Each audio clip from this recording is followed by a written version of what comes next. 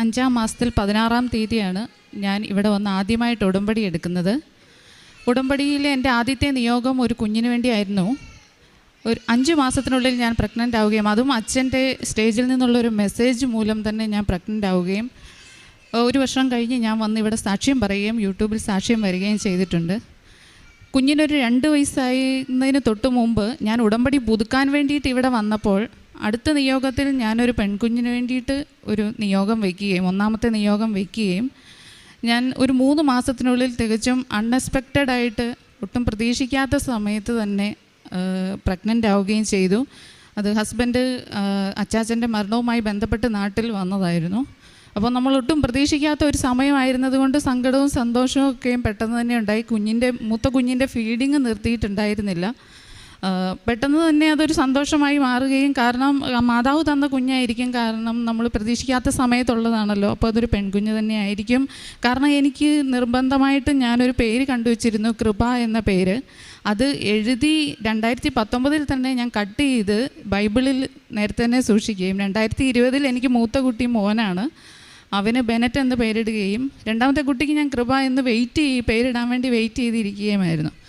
അപ്പോൾ 3 മാസം ആയി NT സ്കാൻ ചെയ്തു. ഡബിൾ മാർക്കർ ടെസ്റ്റ് ഉണ്ട് 3-ാം മാസത്തിൽ, എല്ലാവർക്കും അറിയാം. ആ ടെസ്റ്റിൽ, ബ്ലഡ് ടെസ്റ്റിൽ 258-1 എന്ന് ട്രൈസോമി 21 ഏജ് റിസ്ക് എന്ന റിസൾട്ട് വരികയും ഡോക്ടർ എൻ്റെ അടുത്ത് സംസാരിക്കുകയും ചെയ്തു, ഇത് റിസ്ക് ആണല്ലോ മോളെ, കാരണം എനിക്കൊന്നും പറയാൻ പറ്റില്ല, നിങ്ങൾക്ക് ടെസ്റ്റ് ചെയ്യാവുന്നതാണ്. അമ്നിയോട്ടിക് ഫ്ലൂയിഡ് കുത്തിയെടുത്തിട്ടുള്ളൊരു ടെസ്റ്റ് ഉണ്ട്. ആ ടെസ്റ്റ് നിങ്ങൾക്ക് 400 താഴേക്കുള്ളതെല്ലാം നമ്മൾ ടെസ്റ്റ് ചെയ്യാൻ വേണ്ടി ഡോക്ടർ നിർദ്ദേശിക്കും. അതിൻ്റെ ബോർഡർ ലൈനാണ് 400. അപ്പോൾ ഇത് 258/1 എന്നൊരു റിസൾട്ടാണ് വന്നത്. ഞാൻ വളരെ സമ്മർദ്ദത്തിലായി, കാരണം എൻ്റെ ഹസ്ബൻഡ് മെർച്ചൻ്റ് നേവി ഓഫീസറാണ്, ആൾ കൂടെ ഇല്ല. അപ്പം എന്തൊരു ഡിസിഷൻ ഞാൻ എടുക്കും, ഈ ടെസ്റ്റ് ചെയ്യണോ? ടെസ്റ്റ് ചെയ്താലും ഒരു 95% കറക്റ്റായിട്ടുള്ളൊരു ഒരു റിസൾട്ട് പറയുക. അത് 95% നമുക്ക് ഉറപ്പിക്കാൻ പറ്റൂ. ബാക്കി 1% അതിൻ്റെ ഒരു സൈഡ് എഫക്റ്റ് അബോർഷൻ ആവാനുള്ള സാധ്യതയുമുണ്ട്.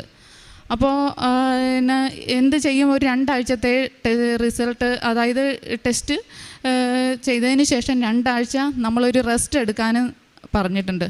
ഞാനപ്പോൾ വിചാരിച്ചു, എന്താണെങ്കിലും നമുക്ക് ടെസ്റ്റ് ചെയ്യണ്ട, ടെസ്റ്റ് ചെയ്യാതെ ആ ഒരു ടെസ്റ്റിനൊരു 18,000 രൂപയാണ് റേറ്റ് പറഞ്ഞിരുന്നത്. അപ്പോൾ ആ റേറ്റ് ഞാൻ കൃപാസനം മാതാവിന് നല്ല പ്രവൃത്തികൾക്ക് വേണ്ടി കൊടുക്കാവുന്നു.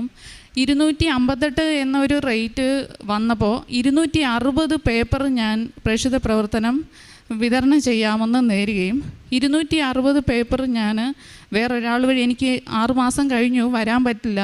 എൻ്റെ നെയ്ബറായിട്ട് ജയ്മോഹൻ അങ്കിൾ ഇവിടുത്തെ ശുശ്രൂഷകനായിരുന്നു. ആ അങ്കിള് നെയ്ബറായിട്ട് വന്നിട്ടുണ്ടായി.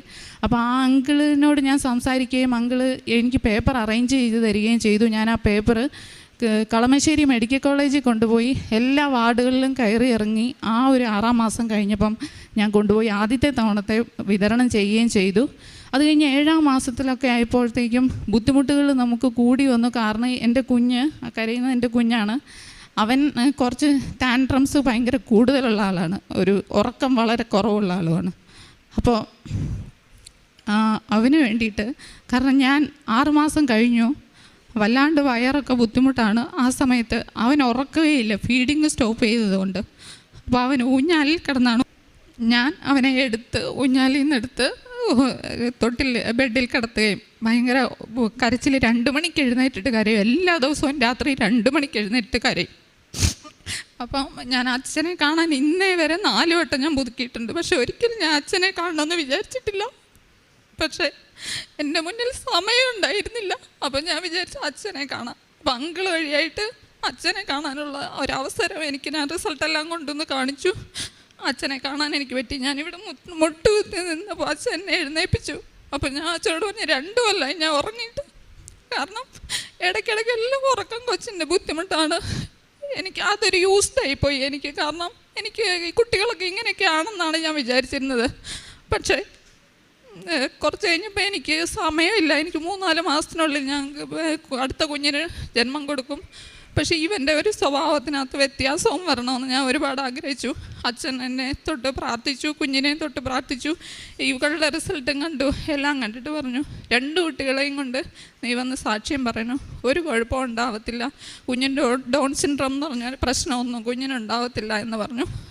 അങ്ങനെ അവന് ഒരുപാട് വ്യത്യാസങ്ങളുണ്ടായിട്ടുണ്ട്. എല്ലാവരെയും കാണുമ്പോൾ കുറച്ച് ടാൻഡ്രംസ് കൂടുതലാണെങ്കിലും അവന് ഉറക്കത്തിൻ്റെ കാര്യത്തിനകത്ത് ഊഞ്ഞാലിൽ മാത്രം കിടന്നുറങ്ങിയിരുന്ന എൻ്റെ കുഞ്ഞ് ഇപ്പോൾ ബെഡിൽ ഉറങ്ങി ഞങ്ങളുടെ കൂടെ കിടന്നുറങ്ങുകയൊക്കെ ചെയ്യുന്നുണ്ട്. ഒരു പ്രശ്നവും അവന് ഒരുപാട് ചേഞ്ചസ് ഉണ്ട്. അവന് സംസാരിക്കാൻ കുറച്ച് പ്രശ്നങ്ങളുണ്ട്, കമ്മ്യൂണിക്കേഷന്. ഇപ്പോൾ റൈംസൊക്കെ ചെറിയ ചെറിയ പാട്ടുകളൊക്കെ സെൻറ്റൻസുകൾ കണക്ട് ചെയ്തിട്ട് അവന് സംസാരിക്കാൻ വേണ്ടിയിട്ടും തുടങ്ങിയിട്ടുണ്ട്. അതാണ് എൻ്റെ രണ്ടാമത്തെ സാക്ഷ്യം. ആദ്യത്തെ സാക്ഷ്യത്തിനകത്ത് എനിക്ക് കുഞ്ഞിനെ ഒരു പ്രശ്നവും കൂടാതെ എൻ്റെ മോളാണ് കൃപ. അവൾ ഈ ഫെബ്രുവരി 16 ഫെബ്രുവരി 2023 ഫെബ്രുവരി 16 ഉണ്ടായതാണ്. കൃപ മറിയം എന്ന പേരാണ് ഞാൻ അവൾക്ക് ഇട്ടിരിക്കുന്നത്. നോർമൽ ഡെലിവറി ആയിരുന്നു രണ്ടാമത്. എനിക്കൊരു വലിയൊരു ആഗ്രഹമായിരുന്നു, കാരണം ആദ്യത്തെ ഡെലിവറിക്ക് ശേഷം സ്കോളിയോസിസ് എന്നൊരു പ്രശ്നമുണ്ട്, നട്ടലിന് വളമാണ് അത് കാരണം സാധാരണക്കാർക്ക് പോലും ഡെലിവറി മൂലം ഉണ്ടാകാവുന്ന പ്രശ്നങ്ങൾ എനിക്ക് വളരെ കൂടുതലാണ്. അതുകൊണ്ട് രണ്ടാമത്തെ കുട്ടിയായപ്പോൾ ഞാൻ നോർമൽ ഡെലിവറി ആകണമെന്നും അതുപോലെ തന്നെ 3 മണിക്കൂറിൽ കൂടുതൽ ആദ്യത്തെ കുട്ടിക്ക് ഞാൻ ഏകദേശം 12 മണിക്കൂർ ലേബർ റൂമിൽ കിടന്നു, വളരെ പെയിൻ അനുഭവിച്ചു. അതുകൊണ്ട് രണ്ടാമത്തെ കുട്ടിക്ക് എനിക്ക് 3 മണിക്കൂറിൽ കൂടുതൽ മാതാവേ എനിക്ക് പെയിൻ തന്ന അവിടെ കിടത്തല്ലേ എന്ന് ഞാൻ അത്രമാത്രം ഞാൻ ഇവിടെ പ്രഗ്നൻ്റ് ആയതിന് ശേഷം 9-ാം മാസം ഞാൻ ഡെലിവറിക്ക് പോകുന്നതിൻ്റെ തലേ ദിവസം വരെ ഞാൻ മുട്ടുകുത്തി നിന്ന് തന്നെ ജപമാല ചൊല്ലിക്കൊണ്ട് പ്രാർത്ഥിച്ചു. അപ്പോൾ ഇപ്പോൾ ഡെലിവറിക്ക് കയറ്റി 3 മണിക്കൂറിൽ പോലും ഞാൻ പെയിൻ അനുഭവിച്ചിട്ടില്ല. 3 കോൺട്രാക്ഷൻ വന്നപ്പോൾ ഞാൻ അവിടെ ആ എൻ്റെ അമ്മയെ പോലും ഞാൻ വിളിച്ചിട്ടില്ല, കൃപാസന മാതാവേ എന്ന് മാത്രമേ ഞാൻ 3 വട്ടം വിളിച്ചിട്ടുള്ളൂ. ഡോക്ടേഴ്സ് ആരും എൻ്റെ അടുത്തുണ്ടായിരുന്നില്ല, നേഴ്സ് പോലും ഉണ്ടായിരുന്നില്ല, ഞാൻ ഹസ്ബൻഡ് മാത്രമേ ഉണ്ടായിരുന്നുള്ളൂ ആ സമയത്ത്. കാരണം അവർ പോലും പ്രതീക്ഷിച്ചിട്ടില്ല ഇപ്പം കുട്ടി വരും എന്നുള്ളത്, കാരണം പെയിൻ ചൊവ്വിനായി വരുന്നതേ ഉണ്ടായിരുന്നുള്ളൂ. സോ പെട്ടെന്ന് തന്നെ 3 വട്ടം പെയിൻ വരികയും കുഞ്ഞ് പെട്ടെന്ന് പുറത്തേക്ക് വരികയും അവരെല്ലാവരും ഓടി വരികയാണ് ചെയ്തത്. അങ്ങനെ അത് കഴിഞ്ഞ ആദ്യത്തെ പ്രസവത്തിൽ ഞാൻ 3 മാസം കഴിഞ്ഞപ്പോഴാണ് നന്നായിട്ട് ചൊവ്വിനൊന്ന് നടുവ് നിവർത്തി നടക്കാറൊക്കെ ആയത്. എനിക്ക് നടുവിന് വേദന ബുദ്ധിമുട്ടുകളൊക്കെ ഉണ്ടായിരുന്നു. ഇപ്പോൾ ഇവളൊരു 75 ഡേയ്സ് ഓൾഡായിട്ടേ ഉള്ളൂ. അത്യാവശ്യം എനിക്ക് ഇങ്ങനെയുള്ള കാര്യങ്ങൾക്കകത്തൊക്കെ പോകാനും എടുക്കാനൊക്കെയുള്ള നടുവിനൊന്നും പ്രശ്നങ്ങളൊന്നുമില്ല. കാര്യങ്ങളൊക്കെ മാതാവ് വളരെയധികം പെട്ടെന്ന് തന്നെ ഓക്കെ ആക്കി സുഖം പ്രാപിച്ചു തന്നു. പിന്നത്തെ എൻ്റെ സാക്ഷ്യം എന്ന് വെച്ച് കഴിഞ്ഞാൽ ഹസ്ബൻഡ് ആദ്യത്തെ ഡെലിവറിക്ക് കുഞ്ഞിനെ കാണാൻ ഹോസ്പിറ്റലിലാണ് വന്നത്. കാരണം കൊറോണയുടെ സമയം, ക്വാറൻറ്റൈൻ എല്ലാം കഴിഞ്ഞ് ഞങ്ങൾക്ക് ഒരുമിച്ച് നിൽക്കാനുള്ള ഒരു സമയവും ഉണ്ടായിരുന്നില്ല. കാരണം പ്രഗ്നൻ്റ് ആണെന്ന് അറിയുന്നതിന് മുമ്പേ പോയ ആളാണ്. ഡെലിവറിക്ക് ശേഷം കുഞ്ഞിനെ കാണാൻ വേണ്ടിയാണ് വന്നത്. അപ്പോൾ അതുകൊണ്ട് എൻ്റെ ഒരു ആഗ്രഹമായിരുന്നു ഞങ്ങൾക്ക് ഒരുമിച്ച് നിൽക്കണം, 1 മാസമെങ്കിലും നിന്നണം ഡെലിവറിക്ക് മുമ്പ് എന്നുള്ളത്. അപ്പോൾ ഡെലിവറിയുടെ സമയം എടുക്കാറായപ്പോൾ ഹസ്ബൻഡ് നാട്ടിലേക്ക് 1 മാസത്തിന് മുമ്പ് ഡേറ്റ് കറക്റ്റായതാണ്. ആ ഡേറ്റിന് മുമ്പ് ഷിപ്പ് ബെർത്തിങ് ആവാത്തത് മൂലം ഒരു ഡേറ്റും കിട്ടുന്നുണ്ടായിരുന്നില്ല. ക്യാപ്റ്റൻ ഇൻസ്പെക്ഷൻ ഉള്ളത് കാരണം ഹസ്ബൻഡിനെ ഇങ്ങോട്ട് വിടാനുള്ള മടിയും ഉണ്ടായിരുന്നു. അപ്പോൾ ഞങ്ങൾക്കൊരു തീരുമാനമില്ലാതെ കുറച്ച് ദിവസങ്ങൾ കടന്നു പോയിക്കൊണ്ടിരിക്കുമ്പോൾ ഞാൻ പ്രാർത്ഥിച്ചുകൊണ്ടിരുന്നപ്പോൾ സമയത്തിൻ്റെ മേലെ അത്രയും അധികാരമുള്ള അമ്മ എന്നുള്ളൊരു അച്ഛൻ്റെ ഒരു 10-15 മിനിറ്റോളം ഉള്ള ഒരു പ്രെയർ ഞാൻ കാണുവാനിടയാവുകയും ഹസ്ബൻഡിന് അയച്ചു കൊടുക്കുകയും ഞാനും ആ പ്രെയർ എല്ലാ ദിവസവും ഇങ്ങനെ കണ്ടുകൊണ്ടിരിക്കുകയും ചെയ്തു. എൻ്റെ മനസ്സിലൊരു ഡേറ്റ് ഉണ്ടായിരുന്നു.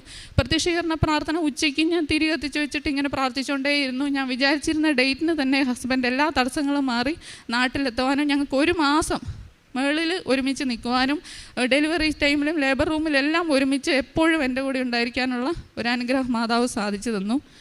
പിന്നെയുള്ള എൻ്റെ സാക്ഷ്യം എന്ന് വെച്ച് കഴിഞ്ഞാൽ കുഞ്ഞിൻ്റെ ബാപ്റ്റിസമായിരുന്നു ഏപ്രിൽ 29-ാം തീയതി. 3 ദിവസമായിട്ടേ ഉള്ളൂ ബാപ്റ്റിസം കഴിഞ്ഞിട്ട്.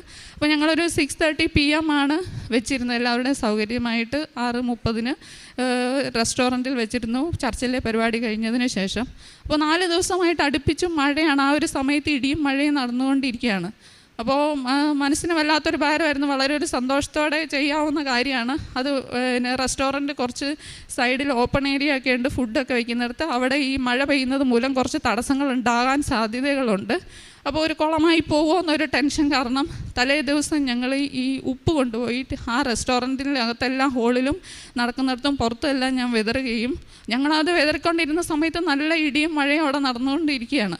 അപ്പോൾ വിതറുകയും തിരിച്ചു വരികയും ഏപ്രിൽ 29 ഒരു കുഴപ്പവും കൂടാതെ ഒരു മഴ പോലും പെയ്യാതെ ഞങ്ങളുടെ ഫങ്ഷൻസൊക്കെ കൃത്യമായിട്ട് ഒരു ഭംഗിയായിട്ട് നടക്കുകയും ചെയ്തു. അതുകൊണ്ട് തന്നെ ഞാൻ പെട്ടെന്ന് വന്നിട്ട് സാക്ഷ്യം പറയാം എന്ന് വിചാരിച്ച് 2 കുട്ടികളെയും കൊണ്ടുവന്നിട്ടുണ്ട്.